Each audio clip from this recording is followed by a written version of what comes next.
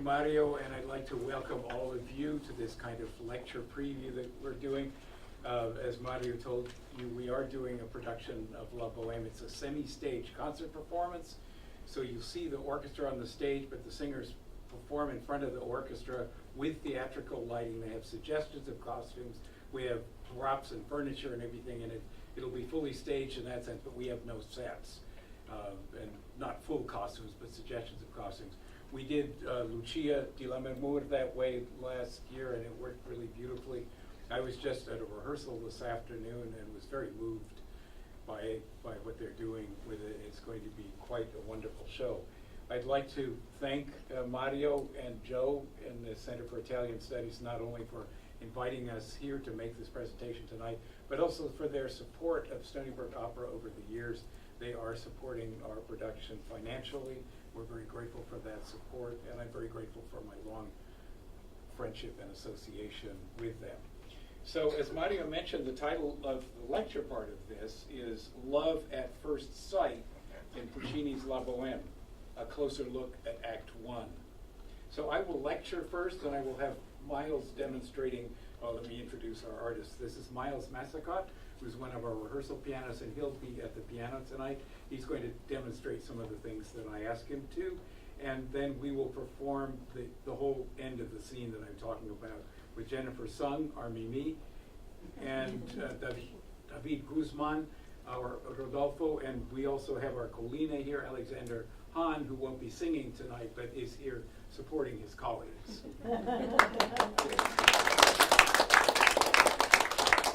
So most opera goers would agree that, although there are many beautiful love scenes in opera, none portrays two young people falling in love at first sight in so touching and memorable a way as the end of Act 1 of Puccini's La Bohème. The unforgettable effect of this scene depends on many factors: the dramaturgy of the scene, the rightness of the poetic lines of the words, of the libretto, and the poignant beauty of the music, to name the most essential ones.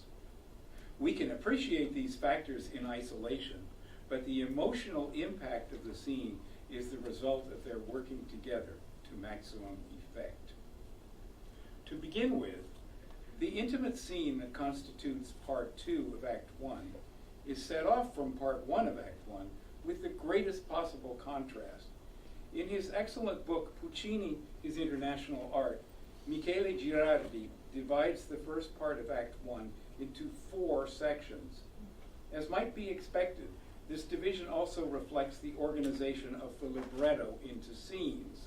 Section 1 comprises scenes 1 and 2 of the libretto, whereas sections 2, 3, and 4 correspond to scenes 3, 4, and 5 of the libretto, respectively. Each of the 4 sections is organized musically by the working out of themes or melodies heard primarily in the orchestra. That's kind of surprising, that the main melodic material is in the orchestra. The vocal writing in this first part of the act is primarily declamatory or speech-like, either in a quasi-recitative style or in what was known then as parlante, declamatory vocal writing against the primary thematic or melodic material in the orchestra, which organizes the discourse musically. The 4 sections are filled with rapid dialogue and constant activity on stage, almost as if that were the only way that the 4 young and destitute bohemians can stay warm in their frigid garret. The rapidity of the action and the quick pace of the dialogue is mirrored by the fast tempo of the music, which churns ahead at breakneck speed. Let us review briefly the dramatic content and the musical themes of each of the 4 sections of Part 1. So the first section, which is scenes 1 to 2 of the libretto, there are 2 characters on stage at first, Marcello and Rodolfo, and later Colline. Marcello is a painter, Rodolfo is a poet, and Colline is a philosopher. They're all dirt poor. It's the middle of winter. And so here's what happens. Marcello, a painter, and Rodolfo, a poet, are unable to work because it is so cold in their garret. They want to light a fire, but they say that Rodolfo says that When Marcello offers his painted canvas, Rodolfo says that the burning painted canvas will stink. So instead they throw Rodolfo's unpublished 5-act play into the fire.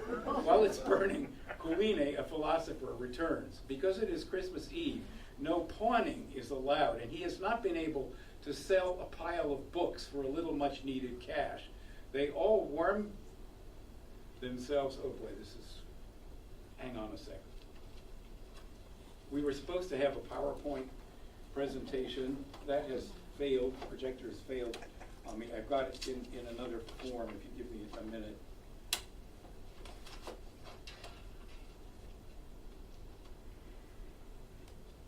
All right. There are 4 main themes in this opening section, out of which the music is constructed. Some of them are associated with a particular character, as is the case with theme B, which is associated with Rodolfo. I'll ask you to play the themes in a moment, Miles. And theme C, which is associated with Colline. And others with more general ideas, such as theme A, which represents not Marcello, as we might think here at the beginning, but rather Bohemian life in general, as becomes clear with its subsequent use. Theme D, which you'll hear in a moment, is a bit of realistic tone painting that represents the crackling fire of Rodolfo's play burning in the stove. Significantly, most of these themes are orchestral. Only Rodolfo's theme is heard first in the voice. So Miles, if we can hear theme A, this one is associated with Bohemian life. Okay,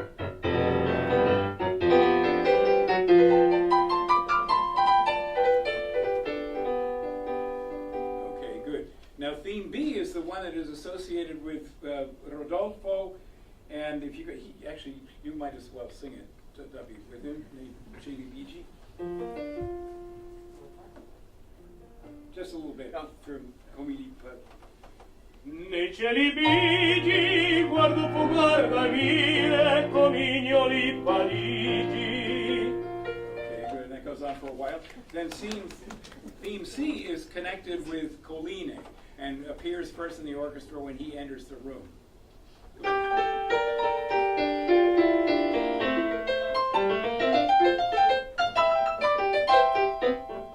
Good. And theme D is the one which is associated with the crackling of the fire as they burn Rodolfo's play.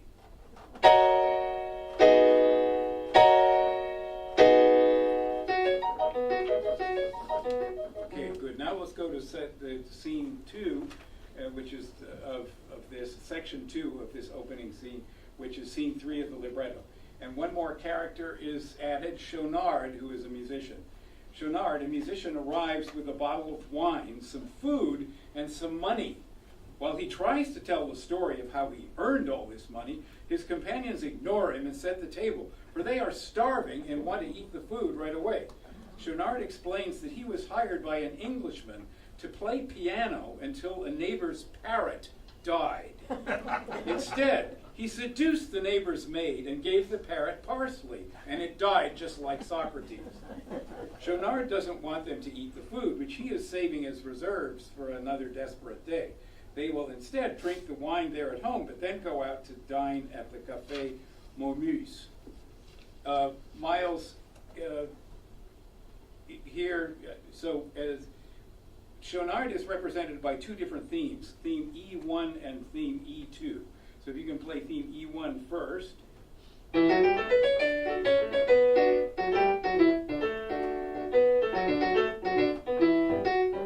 And theme E2 is closely related to it, but is in a different key.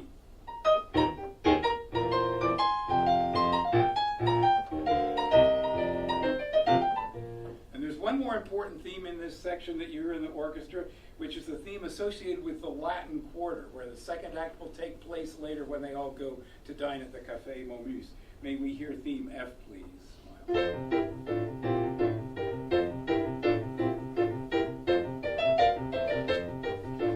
Okay, good. Right, so that's a quick summary of section 2. This is all of the first part of the act before the love scene. So section 3 is scene 4 of the libretto, and the characters now, there's one more character on stage. In addition to Rodolfo, Marcello, Schaunard, and Colline, and now we have Benoit, their landlord, who has come to collect the rent. They don't have it. So, as the four Bohemians sit down to enjoy the wine, Benoit, their landlord, knocks on the door. Their rent for the last quarter is due. Marcello puts Chaunard's money on the table as fake proof that he will pay, and they then ply Benoit with drink and tease him. They had seen him flirting with a beautiful young woman at the Café Momu recently. After he admits that he is attracted to other women, the four pretend to be scandalized because he is married, and they kick him out without paying him any of the money that they owe. And so let's hear the themes in this section here, which are all associated with particular moments in the drama. So theme G, the first one that Miles will play, is the Bohemians' agitation about hearing Benoit knocking on the door and knowing that he's come for rent. Then theme H, the next one, is the theme in which they graciously invite Benoit to sit down for a drink, because they're going to get him drunk and then tease him.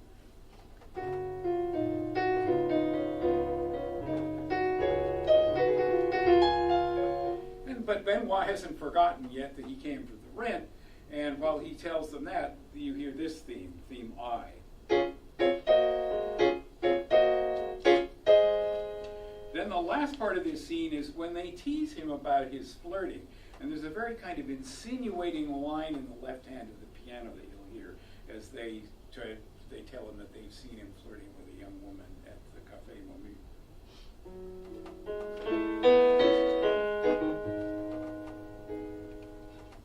Okay, good. Now we get to the last section of this whole first part of the act, which will now lead into the real topic of our paper. But I wanted you to hear both to remind you of the first act of Bohème before this scene, and also because of the character of the music that you hear. There's such a contrast once the love scene starts.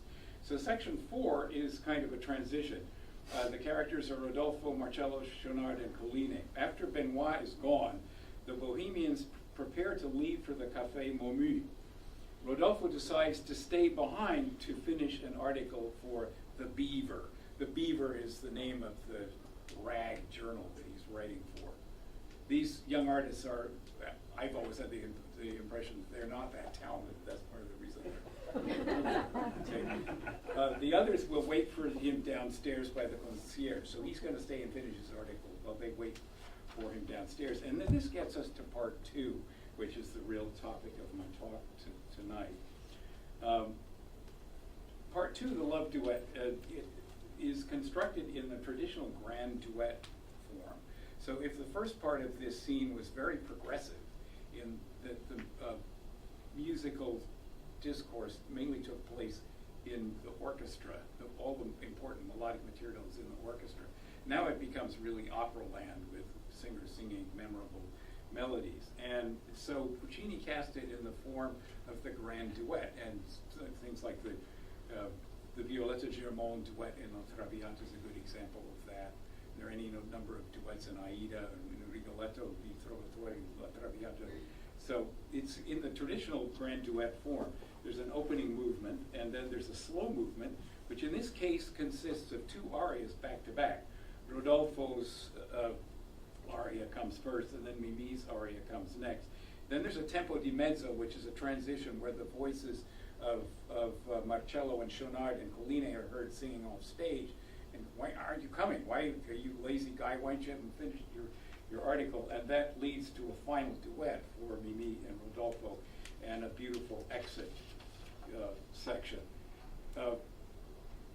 With Rodolfo now alone, the boisterous quality of the music of the transition that opens the scene continues at first as he tries to write, but he soon puts down his pen and admits that he just isn't in the mood for writing. He hears a gentle knock on the door, and from this point on, we are in a completely different world from what came before. Puccini draws upon every conceivable musical resource to create the greatest possible contrast between part 2 of the act and part 1 of the act. To begin with, instead of the musically progressive style of part 1, in which the musical discourse unfolds primarily in the thematic work of the orchestra, In part two, Puccini draws upon his immediate operatic heritage, the conventional lyric forms of 19th century opera, as first established by Rossini, then continued and elaborated by Bellini, Donizetti, and Verdi. In this case, as Michele Girardi has noted, the model is the grand duet in 4 movements. 2 of them are kinetic, in which the action develops and the positions of the 2 characters are defined, and 2 are lyrical, in which the characters express their feelings about the situations that have taken place in the kinetic movements. The tempo d'attacco is the first kinetic movement, and that's what we're going to talk about first, and represents the initial encounter between Mimi and Rodolfo, and has 2 main sections. The first deals with her arrival, with her candle, which has blown out, her fainting because of her shortness of breath, her revival, and her first departure. In the second section, she comes back into the room to look for her key, which she had dropped when she fainted. Both of them are groping on the floor, looking for the key. Rodolfo finds the key fairly soon, but pockets it without telling her. And then as they are both searching, their hands touch, and that motivates the slow movement, the first lyrical movement, comprising here 2 separate arias, each functioning as a solo cantabile, first for Rodolfo and then for Mimi. The tempo di mezzo, or middle movement, the transition, represents the dialogue between Rodolfo and his friends who are still waiting for him downstairs. And since we don't have all the friends here tonight, we'll cut that little section. Earlier in the century, the final static movement would have been a cavaletta in a fast tempo. Now, a good example of a cavaletta is Sempre Libera in La Traviata. And a duet often would have ended with a fast piece like this. But this is a love duet, so what Puccini came up with here is having it a real duet where both voices sing together really at the first time. And in pronounced contrast to the 4 sections of part 1 that I introduced you briefly, in which the tempos are predominantly fast, most of part 2 is slow and quiet. The whole scene is full of remarkable small details. It is worth noting that it is very realistically conceived, musically speaking, in that the sections in which the action unfolds take place in real time. That is, it takes no longer to sing the scene than it would to speak it if that were a play. That's not true of earlier opera. This really follows the speed of normal speech. While in the final stages of composing the opera, Puccini wrote a letter to his publisher Ricordi, notifying him that the opera was almost finished.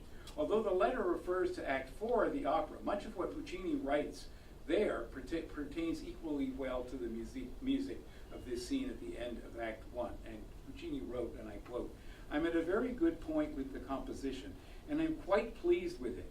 It costs me a bit of effort to want to stay attached to reality."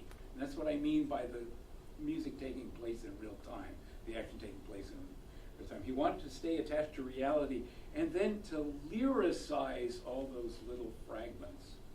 And we'll look at a number of those fragments. And I have succeeded because I want to sing and melodicize as much as possible. Well, clearly he succeeded, didn't he? Especially in the tempo d'attacco of the Act 1 duet, the score is full of exquisite details that Puccini etches indelibly on the memory of the audience. And I'm going to ask Miles to play some of these moments. Can you play theme K first, Miles? This is where Rodolfo is trying to write. His friends have left.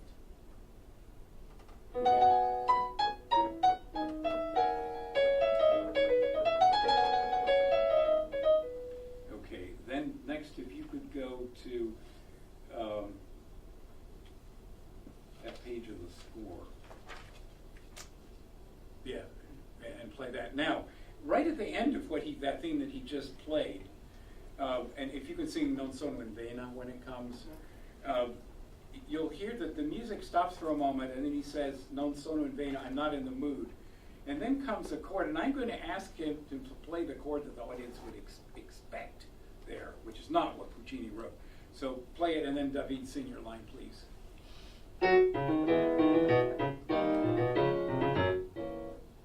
Non sono in vena. And that's what any audience would expect, that chord, right? Let's do it again and then play what Puccini wrote.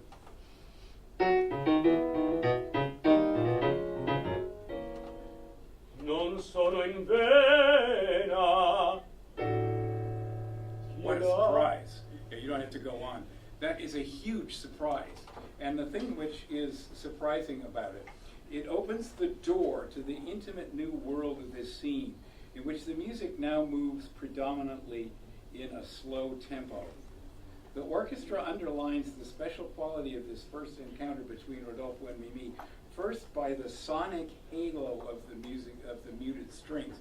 So in that chord that he just played is played by the muted strings, so it's a lot softer. We can't appreciate that on the piano, but in the orchestra it's unmistakable. There's just a glow that it instantly sets the scene for this very intimate scene. And then by the entrance of the clarinets, which play an expressive new theme with an ascending contour that will come to be associated with Mimi during the course of the scene. So if you could play theme L1, please, Miles.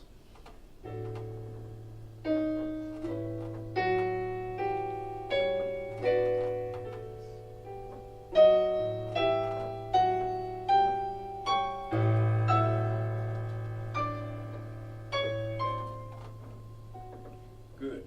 Then Mimi's candle is blown out, and she asks Rodolfo if he will light it again for her.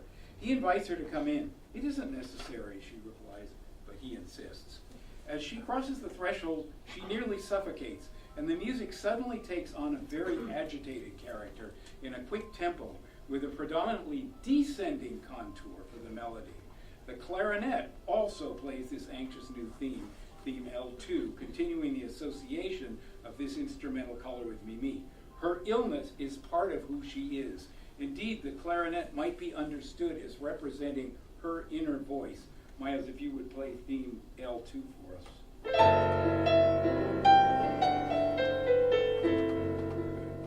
Then as the theme passes from the clarinet to the upper strings, Mimi coughs and complains of her shortness of breath and the effort of climbing the stairs. Then she faints, dropping both her candle and the key to her room. Again, Puccini uses instrumental color to the maximum effect, with a falling sigh of two long notes in the thin sonority of the solo oboe growing softer and softer and suggesting a slow swoon. If you could play example 1 there, top of that page. And it's an oboe solo. Rodolfo doesn't know what to do at first, but then he takes a little water and sprinkles it on her face to revive her. Here, Puccini has the flutes sustain the two notes A and B a second apart, while two solo violins play in pizzicato 4 chords that suggest drops of water splashing on her face. Rodolfo notices how sick her face appears. Miles, if you can play example 2. Just shaking the drops of water, just a wonderful touch. As the new music of the next example starts, music of the utmost simplicity, all short notes play quietly by the strings with a tentative, slightly hesitant character that suggests the timid and awkward feelings the two are now experiencing. Mimi revives. Miles, if you could play example 3.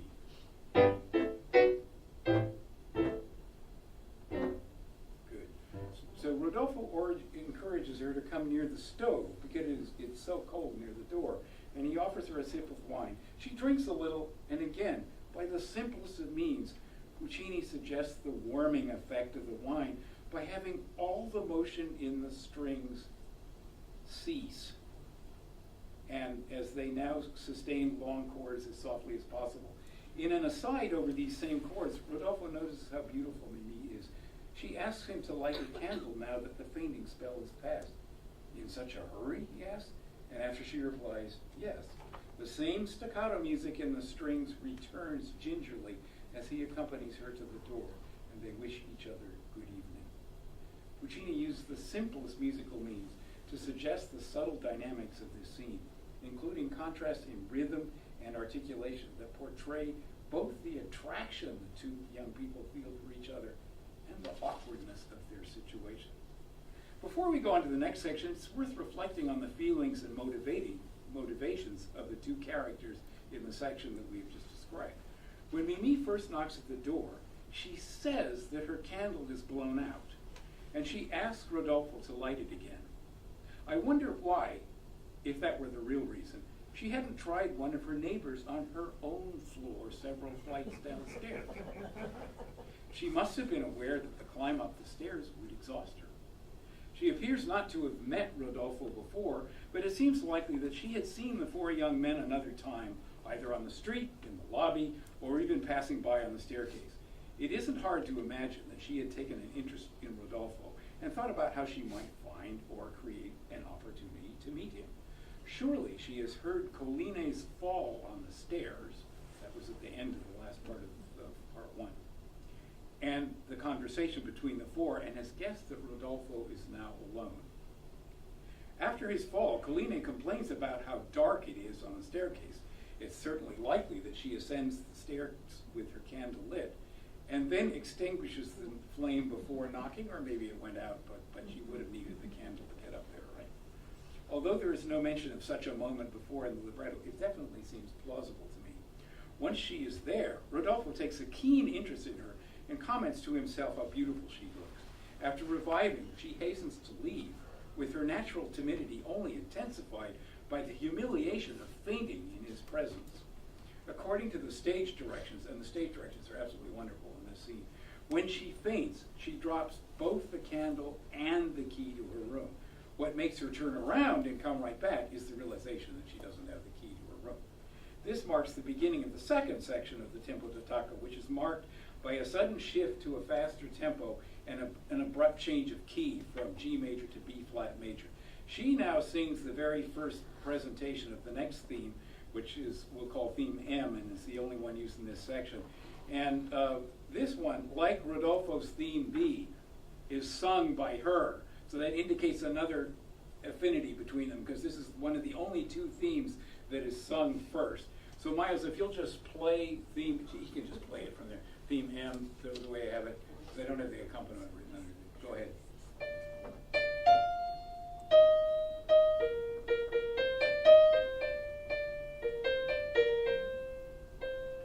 This music has a sense of urgency and emphasized by Puccini's marking con agitazione, with agitation in the orchestra.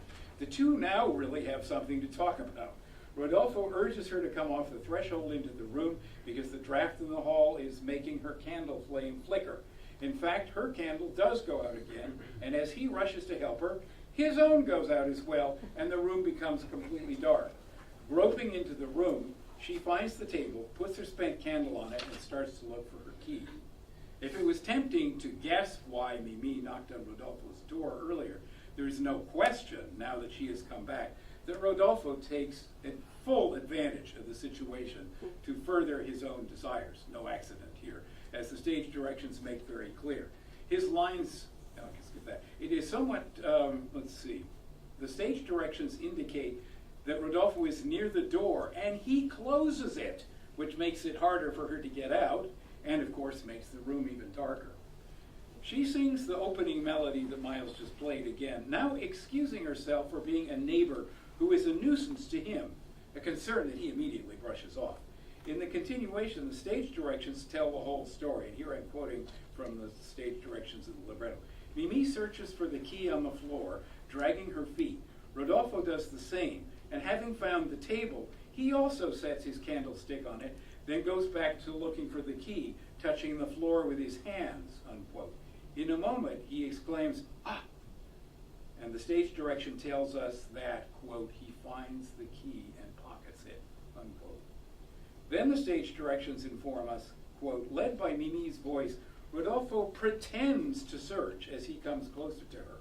Mimi bends to the ground and searches, groping. Rodolfo's hand encounters Mimi and grasps it, unquote. Mimi, surprised and straightening up, now also exclaims, "Ah."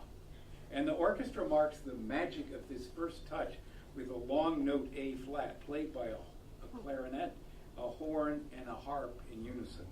This long note appears to melt before our ears, since the horn stops playing first and the harp note dies away, leaving only the sound of the clarinet, which Rodolfo's voice now joins on the very same note on Che gelida manina.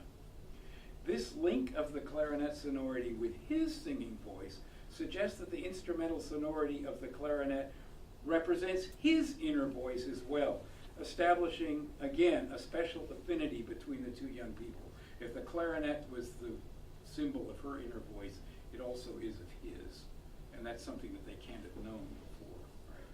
So the extremely delicate accompaniment to the beginning of this aria is played by a very small group of muted violins and violas. The vocal entrance marks the beginning of the next theme, an important recurring theme that will not only return at the end of this act, but also at the very end of the opera as Mimi dies. So Miles, if you'll play theme N for us, please. That's the long note that melts.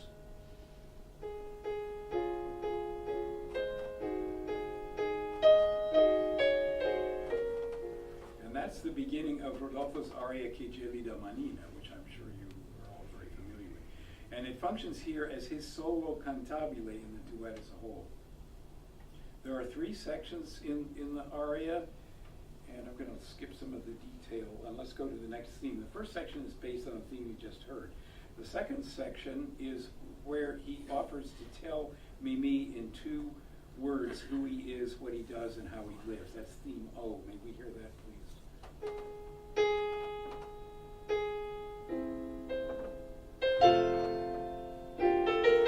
Chi sono un poeta? Who am I? I'm a poet.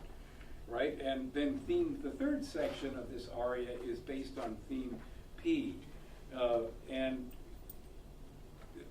this magnificent theme we will hear again in the duet section at the end, and will become an essential recurring theme in Act 4 as well. In the final measures of it, Rodolfo asks Mimi to tell him who she is, to which she replies yes after a short pause for applause. So can we hear theme P? And this we'll hear it later in the duet too.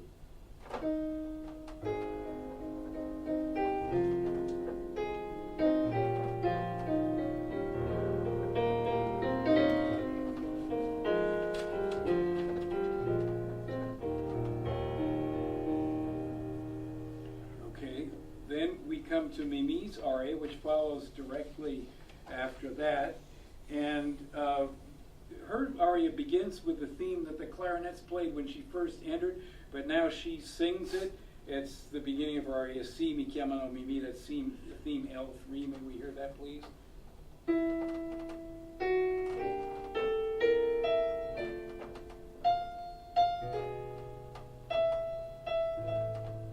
And this has a couple of subsidiary themes which contrast with it. The next one would be contrasting theme Q.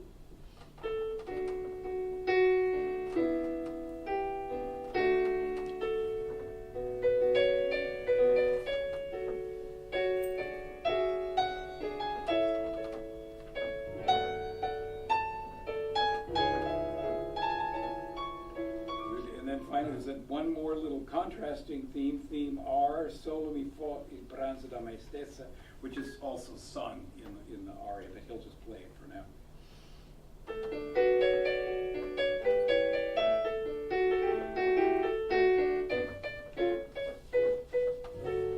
And the approach to the wonderful climax of this aria is a new theme S, an unforgettable melody in which he's doubled by the strings. Very passionate. We're just going to play the beginning of it, and then you'll hear the whole thing when they sing it for you later.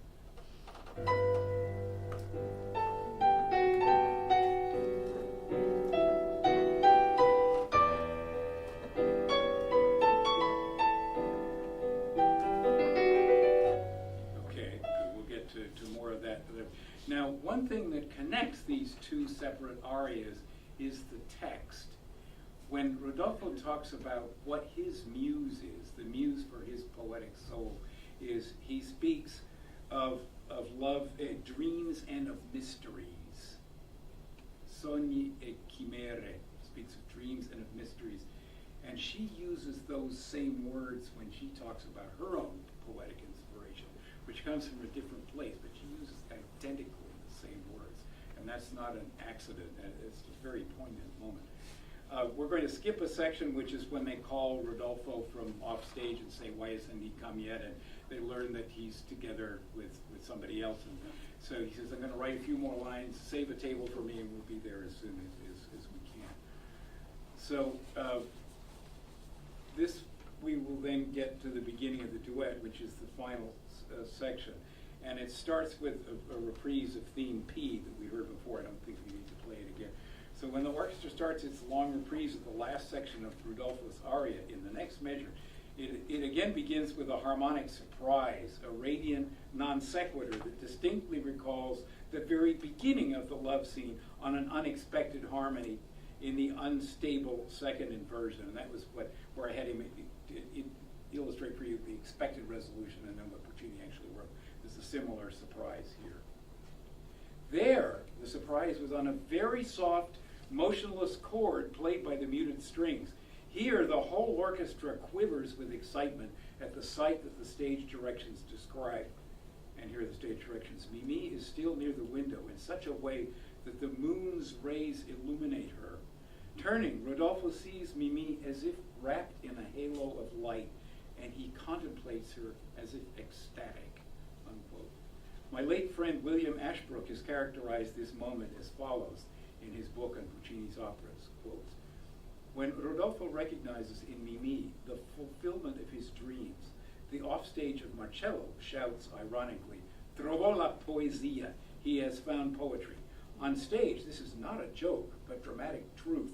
The matter is made explicit when in the next act, Rodolfo introduces Mimi to his friends, and he says, quote, "Her coming completes this fine company because I am a poet and she is poetry."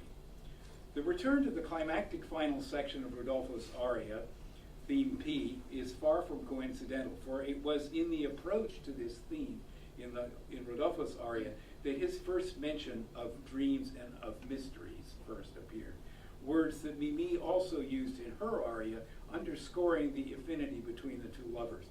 The orchestra plays the reprise of theme P from Rodolfo's aria here, while the tenor sings a closely related counterpoint to it, as his words signal the importance of the moment. And Rodolfo's words here are, "O sweet maiden, O gentle face bathed in a soft lunar dawn, in you I recognize the dream I would like to dream forever," unquote.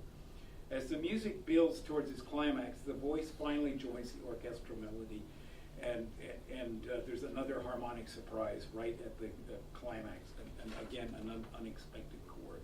The lovers sing together here for the very first time in the duet. Mimi doubles Rodolfo at the octave at the ecstatic return of theme P, singing her own words, "Ah, if only you command, O love." And then in the continuation of that phrase, they alternate. So it's Rodolfo's tune, and he starts it, but then she finishes it. So she already has memorized Rodolfo's aria, which is another wonderful way in which Puccini shows how much they've already fallen in love. Without a break, the music continues into a transition. It's very poetic. A lot of the magic of it is in the orchestration, which we can't have here, but the harmonies are wonderful, and you will hear that soon. I'm going to cut a few things so we can get to the music.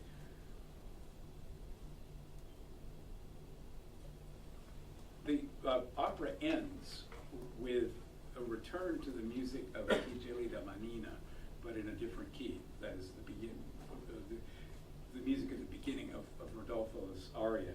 And again, they share the melody, and Mimi knows how to finish Rodolfo's phrases always, and she does so to her own words, which means both that she has memorized his melody and taken in his soul, and at the same time she is participating in it from her own point of view through her own comments. So keeping in mind all of what we've done here, and I'm sorry that we don't have the PowerPoints, because for one thing, I had protected titles that I was going to show while they performed, and I can't do that now. But I've given you a good overview of this whole duet. So right now I want to invite you to listen to them sing this whole scene that we've described. They're going to start from where Rodolfo is alone and feels that he's not in the mood for writing.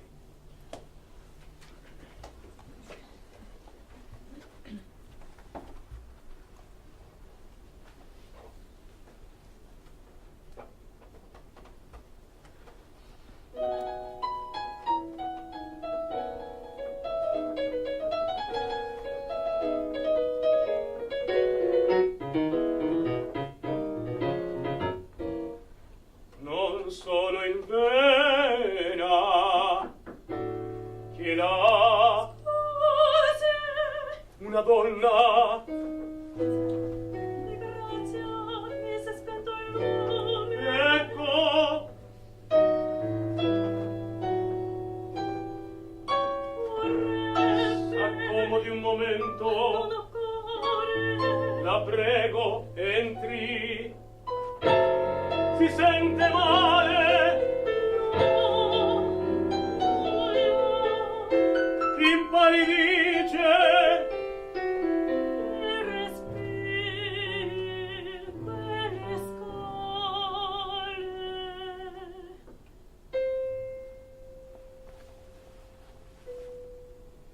Ed ora come faccio?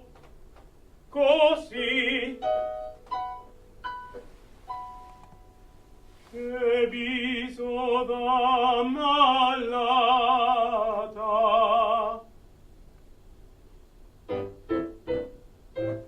Si sente meglio? Sì.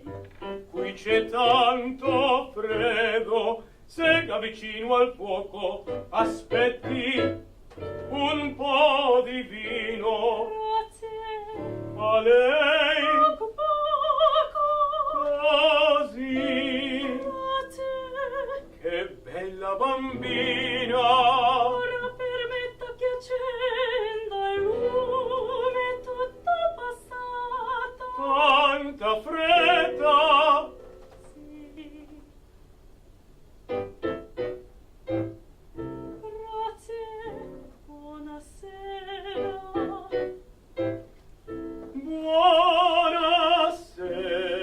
Buonasera. Oh, sventata, sventata la chiave della stanza dove l'ho lasciata. Non stia sull'uscio, il lume vacilla al vento. Matteo, torni ad accenderlo. Oddio, anche il mio s'è spento. E la chiave ove sarà? Buio pesto, Disgraziato. come sarò? Fortuna è la vicina. Ale pare, Infortuna è la vicina. cosa dice male pare? Cerchi. Cerco, Dove sarà? L'ho Ah? trovata? no, Mi pare. in verità. Cerco. Cerco,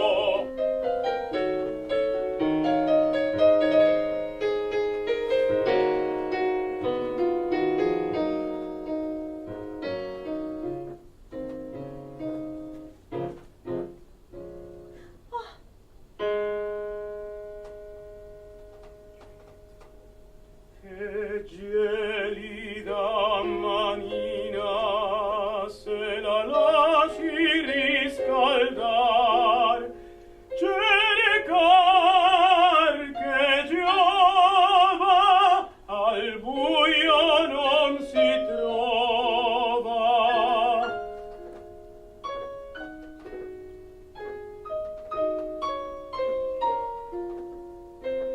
Ma per fortuna è una notte di luna, e qui la luna l'abbiamo vicina. Aspetti, signorina, le dirò con due parole. Chi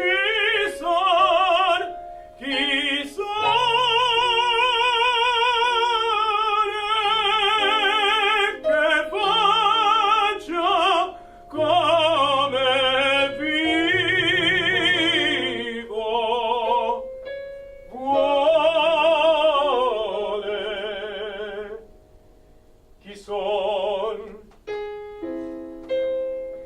Chi son? Sono un poeta. Che cosa faccio? Scrivo, e come vivo?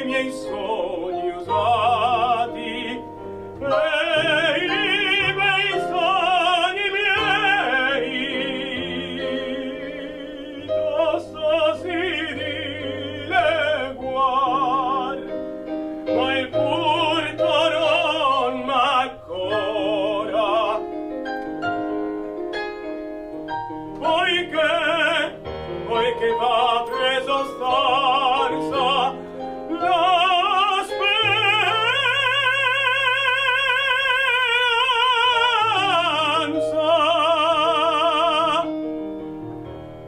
Perché mi conoscete, parlate voi, de parlate chi siete, vi piaccia dir.